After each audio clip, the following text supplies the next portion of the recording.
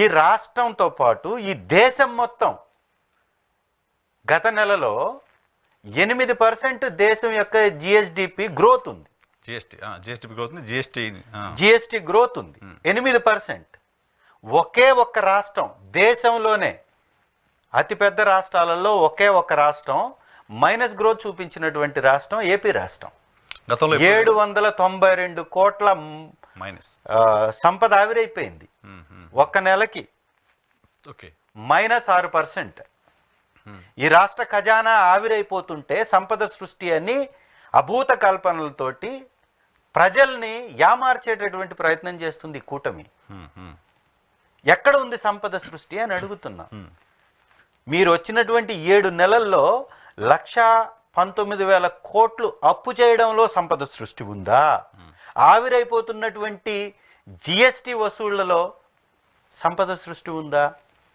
ఆవిరైతున్నటువంటి సంపద మీకు కనపడుతున్నా, అప్పులు కనపడుతున్నా ఇంకెలా ఏమార్చే ప్రయత్నం చేస్తారంటున్నాం. సో అప్పులు ఇమీడియట్ గా రాగానే సంపద ఎక్కడి నుంచి ఓం భీమ్ బస్ అంటే సంపద రాదు కదా. రాగానే ఇనిషియల్ గా పవర్ లోకి వచ్చిన తర్వాత ఇమీడియట్ గా తీసుకోవాల్సిందే కదా. మీరు 14 సంవత్సరాల ముఖ్యమంత్రికి మొత్తం రాష్ట్రాన్ని అస్తవ్యస్తం చేసిపోయి విధ్వంసం చేసిపోతే అవన్నీ సర్దుకోవడానికి చాలా టైం పడుతుంది. ఇంకా అప్పులు అసలు ఎక్కడ తెచ్చారో కూడా తెలియడానికి టైం పడుతుంది. చంద్రబాబు నాయుడు గారు సార్, రాష్ట్రం అస్తవ్యస్తం అయిందా లేదా అనేది చూపించేటటువంటి దిక్సూచి జిఎస్టి. అదే జిఎస్టి మీ హయాంలో తక్కువ ఉంటే మా హయాంలో ఎక్కువ ఉంది.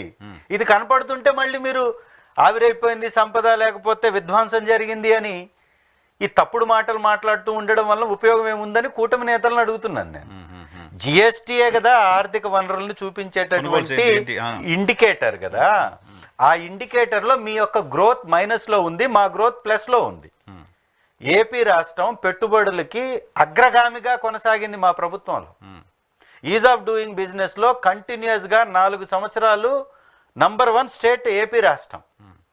అప్పులు మీరు చెప్పినటువంటి అప్పుల్లో తప్పుల లెక్కలు చూపించారని మీరిచ్చినటువంటి బడ్జెట్ నివేదిక కానీ బడ్జెట్లో పొందుపరిచినటువంటి సంఖ్యలే చెప్పిన తర్వాత 6 నెలల్లోనే మీరు 1,00,000 కోట్లు చేసినటువంటి ప్రభుత్వం ఎక్కడ? మొత్తం 5 సంవత్సరాల కాలంలో 3 లక్షల చిల్లర కోట్లు అప్పు చేసినటువంటి మా పరిపాలన ఎక్కడ? ఎలా పోల్చుకుంటారు?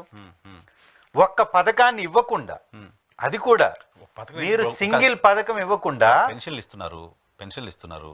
నెక్స్ట్ ఇయర్ నుంచి అమ్మక వందనం ఇస్తామని చెప్తున్నారు.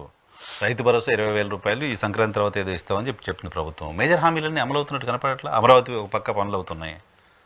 అమలు మాటల్లో ఉన్నాయి, చాతల్లో కాదు. ఒక్క పథకం అమలు కాలేదు అంటున్నాం. కొత్త పథకం పెన్షన్ విధానం అనేది ఎన్నో దశాబ్దాలుగా వస్తున్నటువంటి విధానం. ఇది నిన్న మొన్న చంద్రబాబు గారు తీసుకొచ్చింది కాదు. 3,000 ఇచ్చేటటువంటి పెన్షన్ని 4,000 చేస్తానని 1,00,000 మంది పెన్షన్దారులను తొలగించి 4,000 ఇవ్వడం అది ఒక పథకం అమలు చేసినట్ట. పథకం సంపూర్ణంగా ఎప్పుడు అమలు అవుతుంది? 50 సంవత్సరాల పైబడ్డ వారికి కూడా పథకాన్ని ఇంప్లిమెంట్ చేస్తామని చెప్పిన ప్రభుత్వం చేస్తే సంపూర్ణంగా వారి హామీ అమలైనట్లు అవుతుంది. అది చెయ్యనప్పుడు వాళ్ళ కొత్త పథకం అమలు ఎక్కడైంది? కాబట్టి పెన్షన్ పథకం కూడా అమలు కావట్లేదనేదే వాస్తవం. 50 సంవత్సరాలు వాళ్ళందరికి ఇచ్చిన తర్వాత బీసీలో 50 సంవత్సరాలు దాటిన వాళ్ళకి ఇస్తా అని చెప్పి అందరికి ఇవ్వాలి కదా. అది ఇస్తూ అది ఇయ్యడం మొదలుపెట్టిన తర్వాత అది అమలైనట్టు అవుతుంది హామీ. అదర్వైజ్ గతంలో వచ్చినటువంటి హామీ ఇది. గతంలో తీసుకున్నటువంటి వాళ్ళకే ఇస్తున్నారు, కొత్త వాళ్ళకి ఎవరిని చేర్చలేదు. ఉన్నటువంటి వాళ్ళనే తొలగించారు అంటే ఇక అమలు పరిచయం అంటే ఎట్లా? ఉచిత బస్సు ఇచ్చారా? ఇవ్వలేదు. 2017-18 కాలం నుంచి ఆపేసినటువంటి విదేశీ విద్యకు సంబంధించినటువంటి కేటాయింపులు ఇప్పటికీ చేయలేదు ఈ ప్రభుత్వం. విద్యా వ్యవస్థలోనే ఫీజు రియంబర్స్మెంట్ లాంటి ఇంపార్టెంట్ పథకాలకు కూడా కేటాయింపులు చేయలేదు ఈ రోజుకి. ప్రభుత్వం యొక్క బాధ్యత అది. సీఎం రిలీఫ్ ఫండ్కి సంబంధించి కూడా అనేక సందర్భాల్లో నేను వెళ్ళడం జరిగింది. నా కాన్స్టిట్యున్సీకి సంబంధించిన ఫైల్స్ ఇప్పటికీ పెండింగ్స్ ఉన్నాయి. అక్కడ ₹1 రిలీజ్ చేయలేదు. ఎర్రగొండపాలెనికి సింగిల్ రూపీ సీఎం రిలీఫ్ ఫండ్కి సంబంధించిన ₹1 రిలీజ్ అయిందా? 6 నెలల్లో ఒక్క సింగిల్ రూపాయి రిలీజ్ అయిందా? గ్రీన్ ఛానల్ వెళ్ళిపోతాయి కదా.